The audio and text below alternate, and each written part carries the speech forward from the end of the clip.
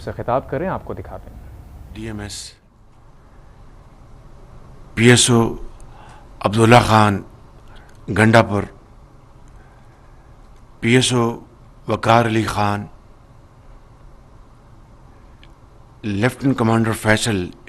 A D C navy, squadron leader Saddam Bajwa A D C air, Murad Khan Swati political secretary, chief security officer captain Ali bin Tariq, colonel Imran security officer, S P Tasawar security officer, S P Akhtar security officer, lieutenant colonel Sohaib personal physician, Zahid Sarfraz A S protocol, Talat Mahmood Khan protocol officer, Attar صاحب controller officer, Afzal صاحب، خرم رشید صاحب، additional secretary Nazar Muhammad Buzdar, mister Mohib Ali پلپوٹو، محترم کامران فاروق انصاری صاحب، کامران رشید صاحب، Jahangir work صاحب، شمیم خان صاحب، شاہد اقبال صاحب، اور میرے انتہائی قابل احترام وزیر اعظم ہاؤس کے آفیسرز،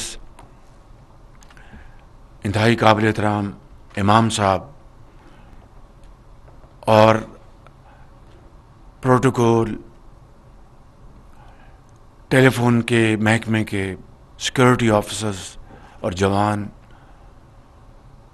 اور دفاتر کے افسران، اور میرے دیگر بھائیوں اور بہنوں، السلام علیکم۔ آج میرے لیے ایک بہت اہم دن ہے کہ میں یہاں پر آپ سب کا جملہ افسران کا، قوم کی بیٹیوں کا، بھائیوں کا، بزرگوں کا، سب کا میں یہاں پر تہ دل سے آپ کا شکریہ ادا کرنے آیا کہ پچھلے 16 ماہ میں آپ نے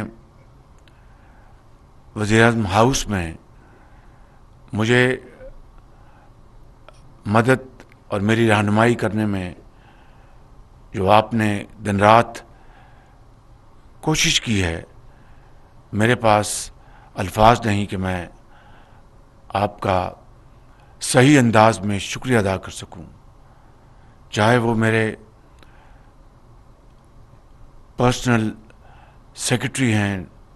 چاہے وہ ملٹری سیکرٹری ہیں، چاہے وہ ایک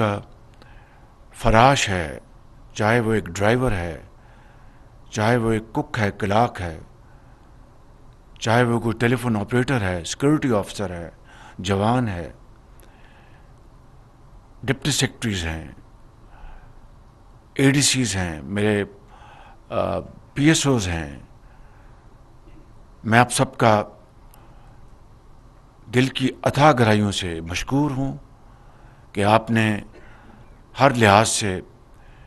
میری مختلف جو ذمہ داریاں ہیں، حکومتی امور ہیں، اس میں آپ نے میری جو مدد کی ہے، مجھے گائیڈ کیا ہے، کہیں مجھ سے غلطی ہو رہی ہو اس کے لیے میرا آپ نے ہاتھ تھاما ہے، مجھے ایڈوائز کیا ہے، میں ان سب تمام آپ کی بے پناہ خدمات کا معترف ہوں، اور ہمیشہ میری جتنی بھی زندگی ہے، یہ 16 مہینے جو آپ کے ساتھ میں نے گزارے، یہ میری زندگی کا بہت شاندار احساسہ ہوگا۔ میں آپ سب کو آپ کی خدمت میں یہ عرض کرنا چاہتا ہوں کہ یہ پاکستان ہم سب کا ایک بڑا پیارا وطن ہے. چاہے کوئی سیکورٹی کے اوپر مامور ہے یا کوئی اعلیٰ افسر ہے, کوئی سیکرٹری ہے, کوئی فوجی ہے, کوئی پولیس آفیسر ہے, کوئی کک ہے, کوئی ڈرائیور ہے, کوئی اسسٹنٹ ہے, یہ سب مل کر ہم پاکستان کی اجتماعی خدمت پر مامور ہیں. چاہے وہ وزیر اعظم ہاؤس ہے یا پاکستان کا اندر کوئی بھی صوبہ, اس کا شعبہ یا زندگی کی کوئی اور سمت ہو, اس میں ہم سب مل کر پاکستان کی خدمت کر رہے ہیں. میں سمجھتا ہوں کہ آج یہ موقع آ گیا ہے کہ ہمیں پاکستان کو ان مشکلات سے نکال کر خوشحالی کی طرف لے جانے کے لیے میں سمجھتا ہوں کہ ہمیں جتنی آج قومی یکجہتی, اتفاق, اتحاد اور محنت کی ضرورت ہے, شاید 75 سال میں پہلے کبھی نہیں تھی. اور آج پاکستان کے اندر اس بات کا بہت زیادہ شدت سے احساس ہے کہ 75 سال میں جس مقصد کے لیے پاکستان مارز وجود میں آیا تھا اور آپ کے آباء و اجداد نے, آپ کے بزرگوں نے پاکستان کے لیے کسی بھی طور, کسی بھی حالت میں جو قربانیاں دی تھیں, چاہے وہ حضرت قائد اعظم کے زمانے میں آپ کے بڑے ان کے فالوورز تھے, ان کے لیے انہوں نے کیمپین چلائی, تحریکیں چلائیں, قربانیاں دیں. یہ تمام جو کاوشیں ہوئیں, قربانیاں دی گئیں ایک ایسے پاکستان کے لیے جہاں پر سب کو اپنی اپنی صلاحیت اور محنت کے مطابق ترقی کرنے کے برابر مواقع میسر ہوں. بدقسمتی سے بہت ہی جو ہی حضرت قائد اعظم نے وہ اس دنیا سے جب وہ رحلت فرما گئے تو ہم نے راستے سے ہم بھٹک گئے.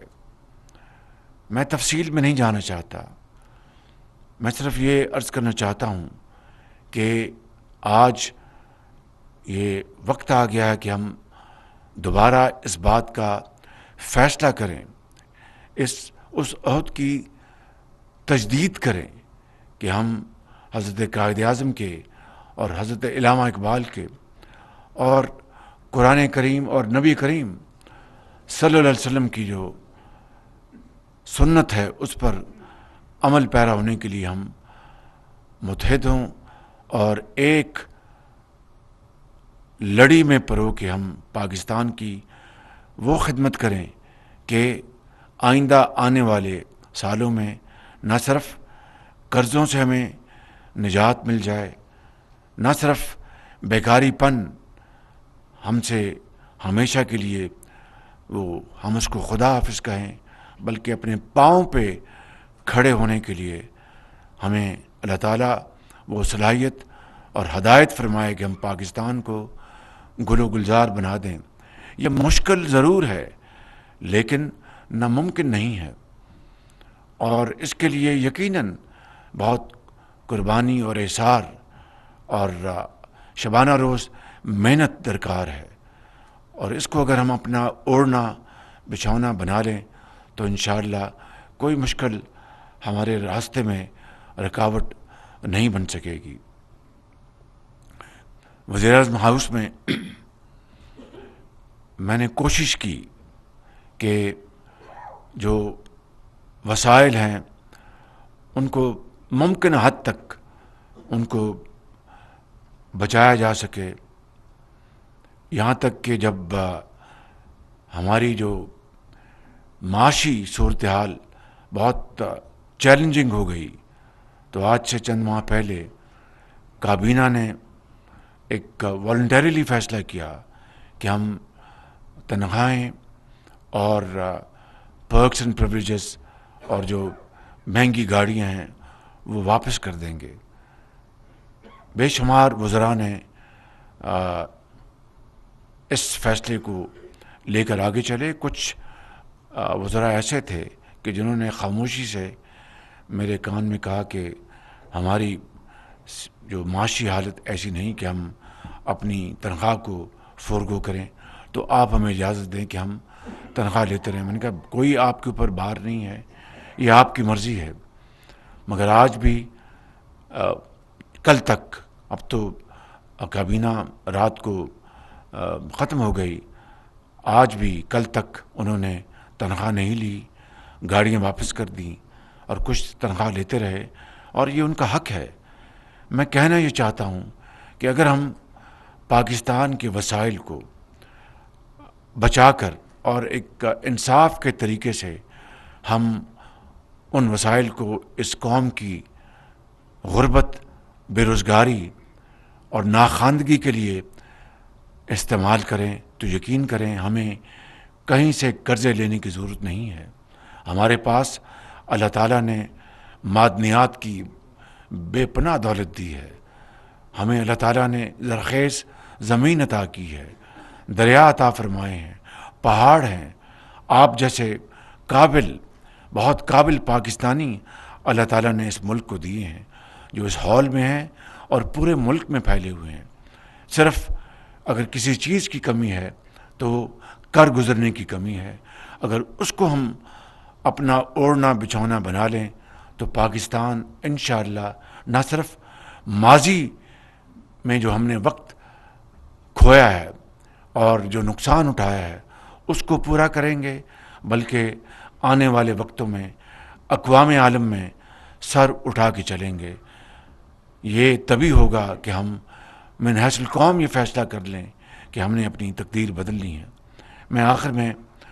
آپ سب کا ایک مرتبہ پھر دل کی اتھاہ گہرائیوں سے شکریہ ادا کرتے ہوئے میں یہ کہوں گا کہ اب انٹرم گورنمنٹ وزیر اعظم آئیں گے. آپ نے اسی محنت سے، اسی لگن سے آپ نے اپنی ذمہ داریاں ادا کرنی ہیں کہ یہی ذمہ داری آپ سے تقاضا کرتی ہے. اور انشاءاللہ آنے والے وقتوں میں جو بھی حکومتیں آئیں گی، آپ اللہ تعالیٰ کے فضل و کرم سے جہاں بھی ہوں گے آپ پاکستان کی بھرپور خدمت کریں گے. اللہ تعالیٰ ہم سب کا حامی ناصر ہو. آپ کو اللہ تعالیٰ ہمیشہ خوش و خرم رکھے اور آباد رکھے. پاکستان پائندہ آباد، قائد اعظم زندہ باد. وزیر اعظم شہباز شریف تقریب سے خطاب کر رہے تھے. ان کا کہنا تھا آج ایک بہت اہم دن ہے. یہاں